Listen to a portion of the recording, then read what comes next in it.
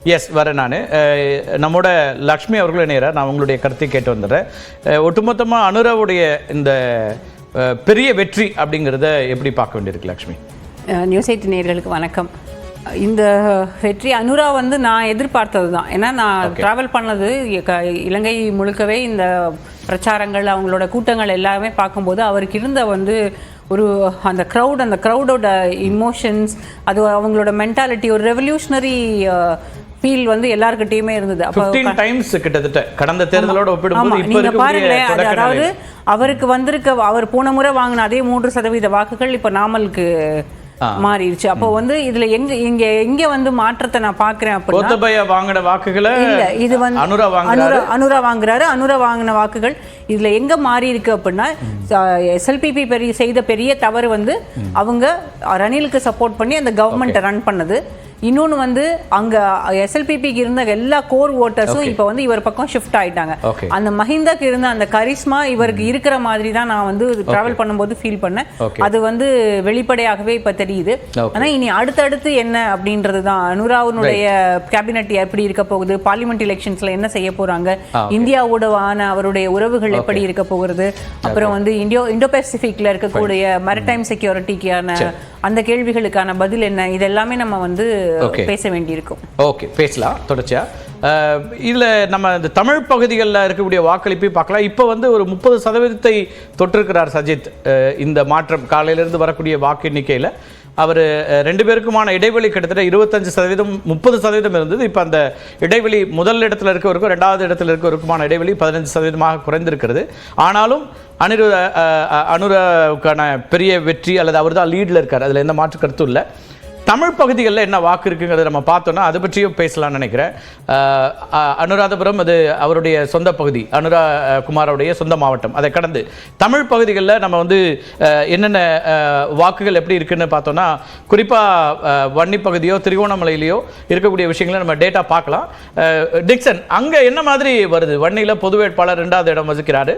But அந்த data நம்ம பார்க்கணும். டேட்டா தான் முக்கியமாக இருக்குது. நீங்கள் நிக்சன் சொல்லுங்கள். நிக்சன், உங்கள் பார்வை என்ன? இதில் தமிழர் பகுதியில், வடக்கு கிழக்கு பகுதியில் என்ன அந்த வாக்குப்பதிவை எப்படி புரிஞ்சுக்கலாம்? திருகோணமலையில் மட்டும் அனுர முன்னிலையில் வர்றாரு, மற்ற இடங்களில் சஜித்துக்கு முன்னிலை கிடைக்கிறது. இதை எப்படி பார்க்குறீங்க?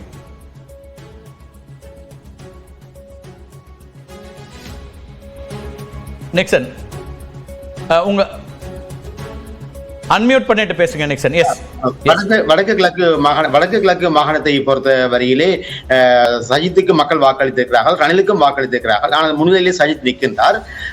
தமிழ் பொது வேட்பாளருக்கும் வாக்கள் கிடைத்திருக்கின்றன. தமிழ் பகுதி வந்து பல வாராக பிளவு இருக்கின்றது, சிதைவு இருக்கின்றது.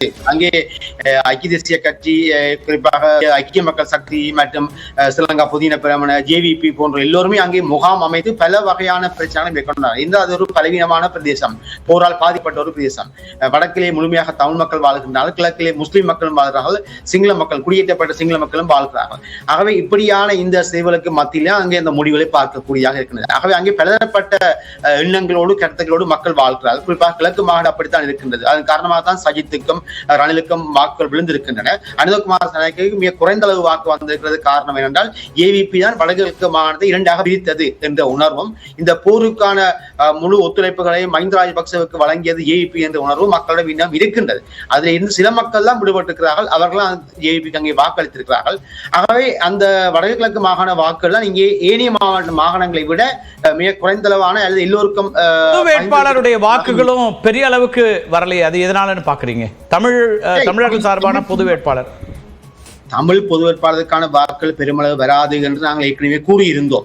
நாங்கள் கிட்டத்தட்ட 1 லட்சமாவது கிடைக்கும் என்று எதிர்பார்த்திருந்தோம். ஆனால் அது கூட இப்போது வருமா என்பது சந்தேகமாக இருக்கின்றது. ஏனென்றால் அங்கே சலுகை நிவாரணம் என்பது அறிமுகப்படுத்தப்பட்ட ஒன்று. உங்களுக்கு தெரியும், 2009க்கு பின்னதான சூழலிலே இங்கிருந்த அரசாங்கங்கள் அங்க இருக்கக்கூடிய தமிழ் பிரதிநிதிகள் கூடுதலான வாக்குகளை பெறுகிறார்னா, அப்ப தமிழ் தேசிய கூட்டமைப்பு அது சார்ந்த தலைவர்களுடைய அந்த கோரிக்கை அல்லது அதை மக்கள் ஏற்றுட்டு இருக்காங்கன்னு பார்க்க வேண்டியிருக்கா?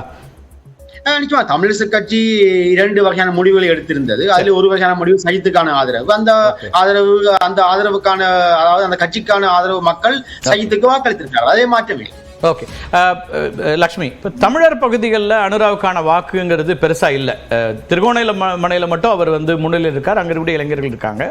மற்ற மாவட்டங்களில், தேர்தல் மாவட்டங்களாக அவங்க இருக்கிறதுல இல்லைன்னும் போது அவர் இதை எப்படி அணுகுவார்? தமிழர்களுடைய பிரச்சனை அப்படிங்கிறதுல எப்படி இருக்க போடும், அல்லது வரக்கூடிய பாராளுமன்ற தேர்தலில் நமக்கு ஏதாவது இடங்கள் கிடைத்து அதன் மூலமாக என்னை பொறுத்த வரைக்கும் அனுராவுக்கு அந்த ஒரு கோர் டீம் ஒன்று இருக்கு. அவங்க வந்து நிறைய வேலைகளை செய்துக்கிட்டு தான் இருக்காங்க. இதுக்கு முன்னாலேயும் நிறைய ஸ்ட்ராட்டஜிஸ் ஒர்க் பண்ணாங்க. இப்போ வந்து நான் கேள்விப்படுறது என்னன்னா, இம்மீடியட்டா பார்லிமெண்ட் டிசால்வ் பண்ணிட்டு அடுத்தது ஒரு இன்ட்ரிம் கவர்மெண்ட், அந்த இன்ட்ரிம் பிரைம் மினிஸ்டர், அதுல வந்து தமிழர் பகுதியில் இருக்கக்கூடிய 2 எம்பிக்களுக்கு கேபினெட்ல பொசிஷன் அப்படின்றது தான் நான் கேள்விப்படுறேன். ஒருவேளை அது நடந்தது அப்படின்னா தமிழர்களையும் வந்து தன் வசம் வச்சுக்கிறதுக்கான உத்திகளை எடுக்க போறாங்க.